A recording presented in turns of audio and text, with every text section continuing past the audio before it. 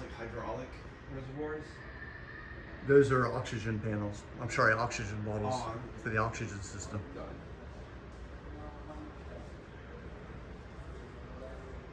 That would really suck to be up in the air and get one of those shot and it explode.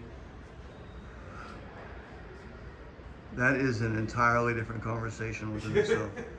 Because there's like so many vulnerabilities in this aircraft. The remote controlled turret system, you know, you take out one stray projectile, takes out a turret? A turret, or just one vacuum tube of either that or the K system, and your mission is effectively over. That would knock out both of your offensive and defensive capabilities. Or could you do manual? Like, I know you wouldn't have the lead, the computer lead or whatever, not the computer, but like, couldn't you override it and just try to manually fire? Or... Yeah, in terms of the turrets, you could absolutely manually do them, but you know, you have to consider that this airplane's traveling about 375 miles an hour, and you're tracking a target. You've got a split second to try to, you got to determine windage, lead, elevation, target speed, your relative speed, and air temperature. But your biggest problem with manually operating the turrets with the sighting stations is you have to calculate parallax, because understand that you're looking through the sight right here, but 15 feet away, that's where your turret is. So there's that parallax line, that trigonometry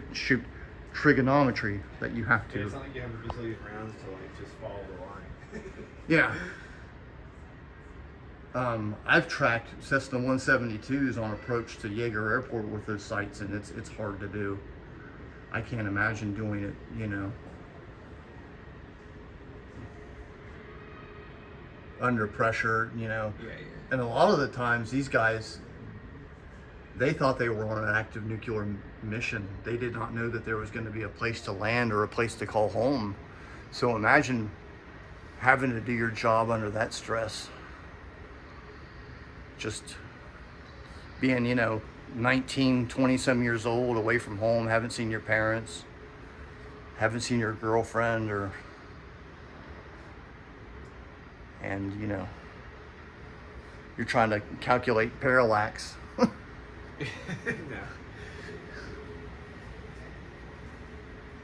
So they're sitting there like, what, 18 hours? How long did they stay up? I think the unofficial, or maybe the official B-36 longest flight was 50 hours? 50. Or 48, something of that nature.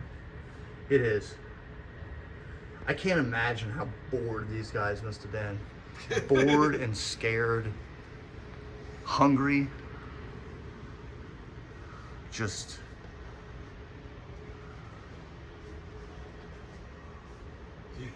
The only thing that might rival is being in a sub, a nuclear sub. Yeah.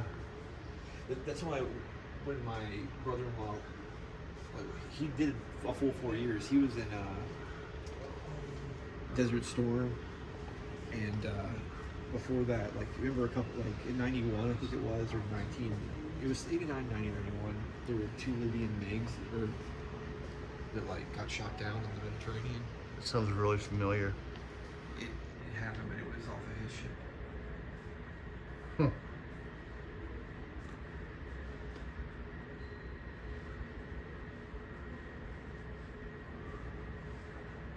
It's like the B-36 fuselage is like relatively simple. All it is frame stringers.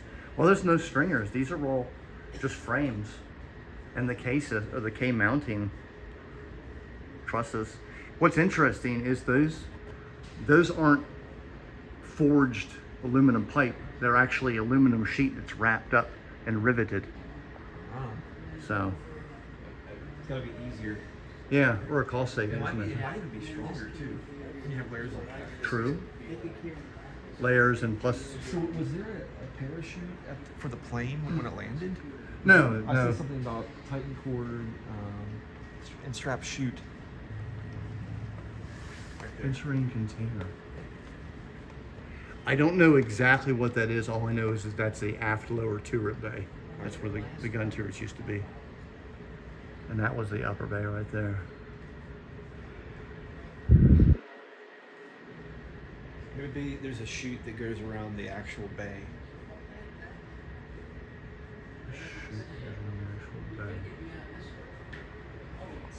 It's quite a desk light.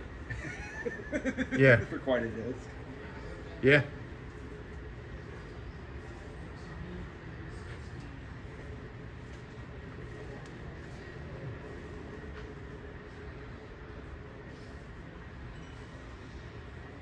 That landing gear there's questionable if it came from the actual XB-36 or not. It could have come from the XC-99. It could have come from the YB-36 because all three of those aircraft initially had that single landing gear.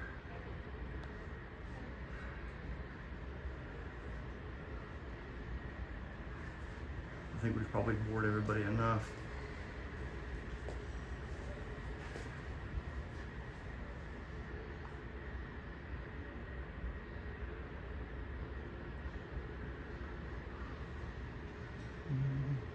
See, one thing about restoring an airplane is you got to take into consideration the font. A lot of the planes in this museum use freaking Windows Arial font from paint. I mean, it's just one of those things that just bugs the crap out of me.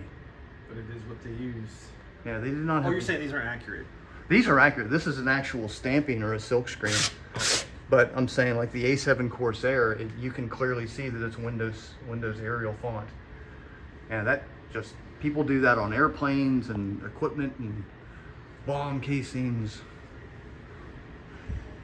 You do a beautiful job of restoring something, and then like the nomenclature and the description is done on Windows. They miss the details. Yeah. But that's what it's all about. That's where you crawl to access the wing. That tube right there, that little hatch. It seems like the wing could be I mean, I'm sure they're restoring fuel and stuff in there, but it seems like, you know, like where did they sleep?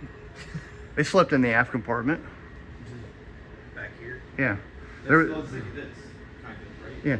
There was a bunk in the radio compartment up on the ceiling, but they slept back here. It'd be a cool place to sleep, have your head tucked in there. Yeah, there's the bunks right there. There you go. Wow. There's 6 bunks for 6 people, and the RB-36s had 2 bunks.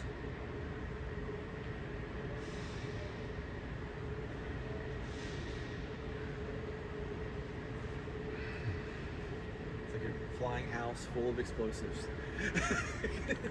Oh yeah, I mean this one is equipped to carry 2 several megaton bombs. That's the bomb camera, the target camera, bomb damage camera. That's how they would film and report back to what they did, what they destroyed. Not that there'd be anybody to review the footage, but now see, the universal racks that are in this bomb bay, they can hold these guys right here. This bomb right here, I think it's a Mark 17, has no business being in this airplane whatsoever. You just had it here because it's a nuclear It's just you. bomb. Yeah, B-36 has carried these, but the rack that is required is, there's not a lot of documentation about it. It was called the large cargo system, and it actually mounted on the rear wing spar and traveled back in bays 3 and 4. The RB-36s were on top conversions that carried these. And there's none surviving in the world today that actually, that actual cargo system. There was actually also the medium cargo system as well.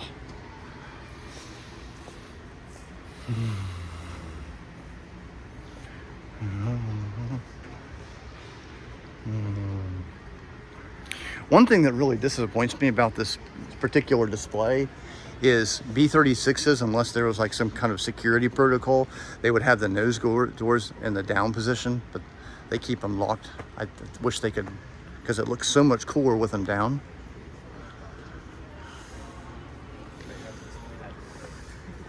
Yes, that is the optical head for the Y3 periscopic bomb sight. That's your bomb sight, radar bomb sight. You use radar as an aid.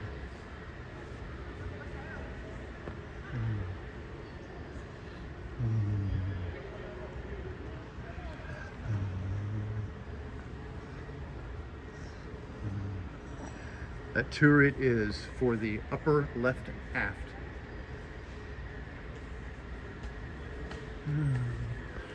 The original B-36, the reason that it has that hole right there, there should be one on the other side, but there was initially supposed to be a sighting station there and on the other side, and there would have been turrets right there. But whenever they got the radar bombing system, naturally they had a place to put the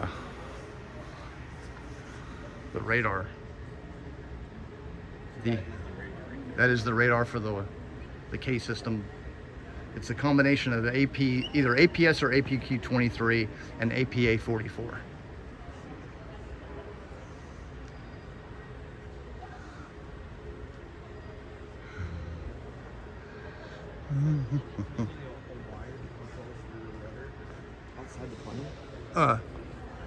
Those two wires, one is for the LORAN, which is the long-range navigation system, and the other one on the other side is for the liaison radio and the command radio. It's a good question. Just noticed the wire on the outside. I was like, that's weird.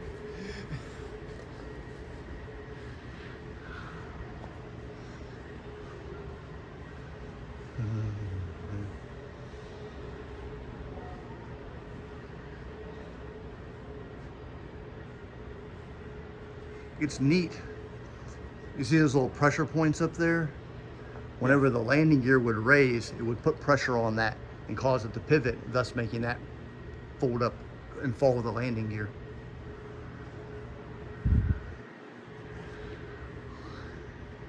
And there's the main landing gear doors right there. And those are the gear fairings. This is a door missing. No. No, that big panel right there Completely goes yeah. goes right there. I see.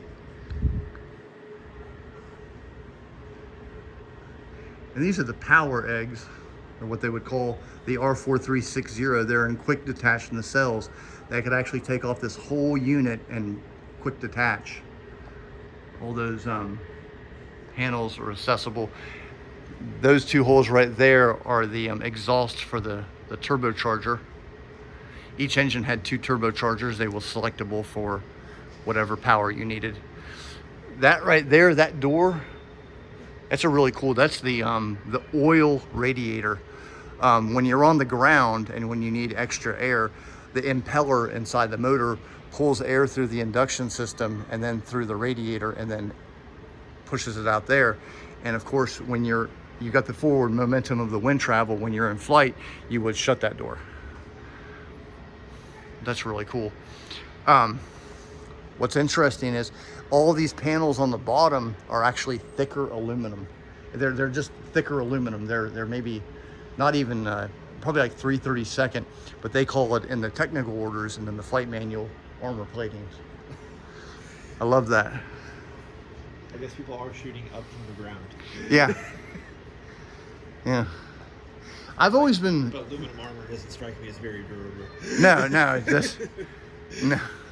I mean, if it would cause the projectile, if it was high explosive, to detonate, it might save something. But if it's armor piercing, it's going to go right through. I've always wondered why they stopped the anti-flash white paint here. I guess because there's nothing to protect other than, you know, the fuel. I think that's the main spar, like runs up over our heads. And of course, the main spar doubled as the fuel tank as well.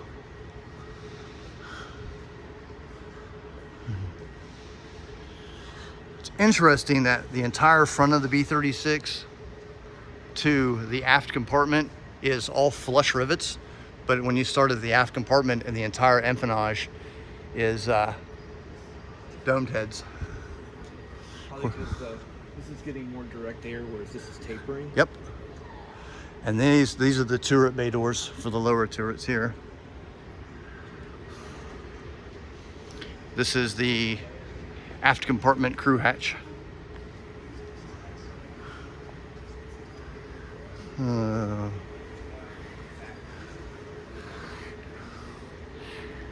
These horizontal stabilizers are 30 feet long, believe it or not. So you're talking about, what, 68 feet?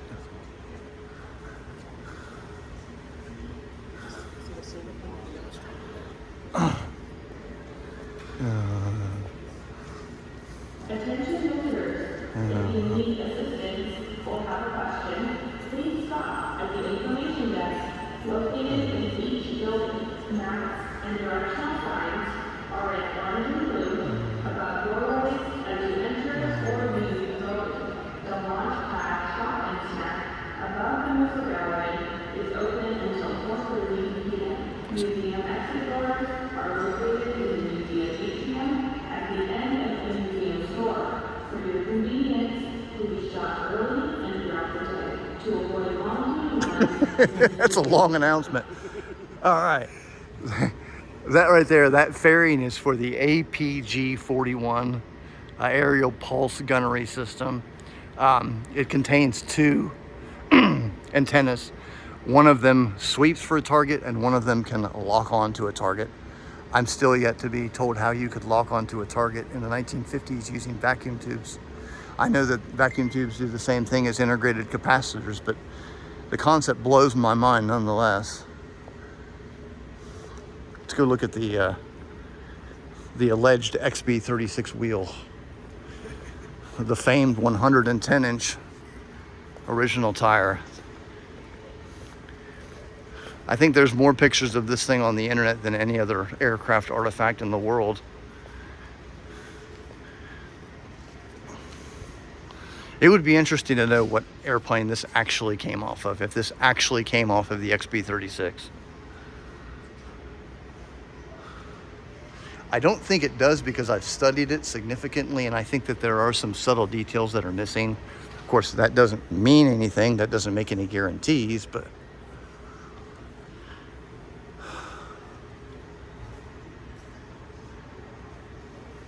I wish I could remember what those things are called.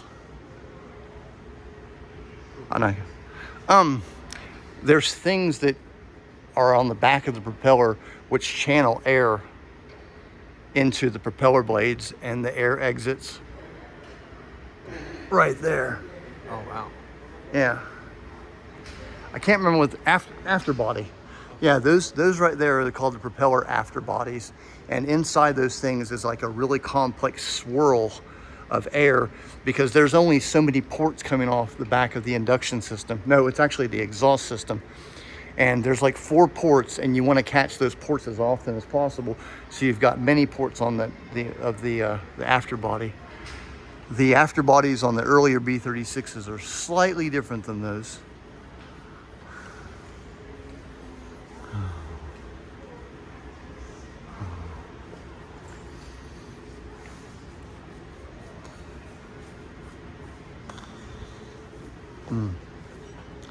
There's those oil cooler doors. Those things are operated by a 110 volt or something 3-phase AC.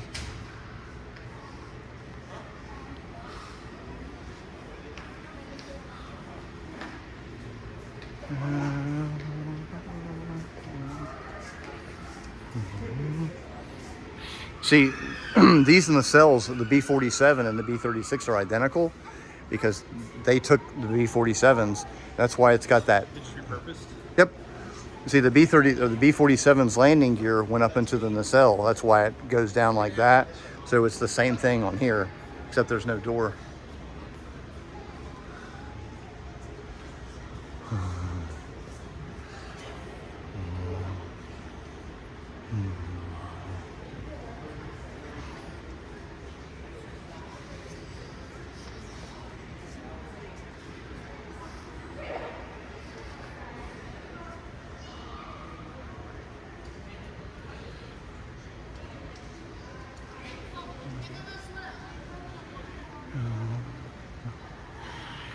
Those are the tracks for the upper turret bay doors.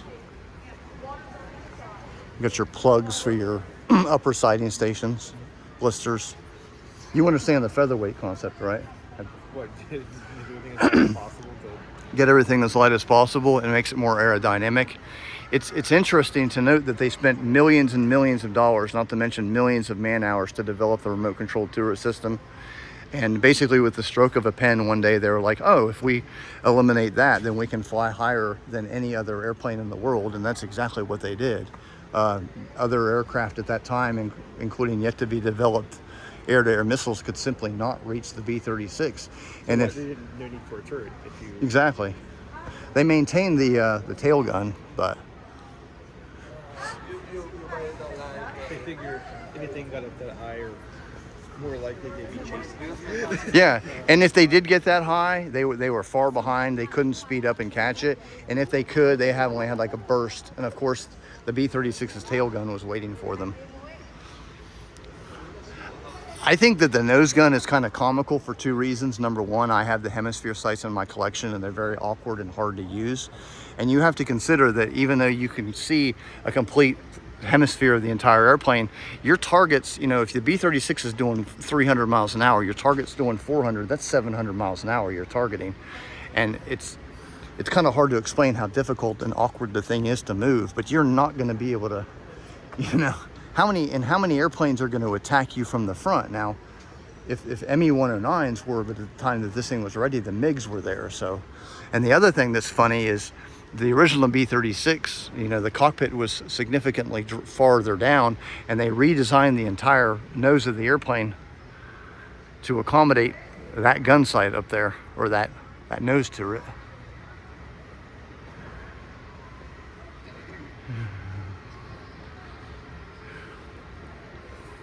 Oh.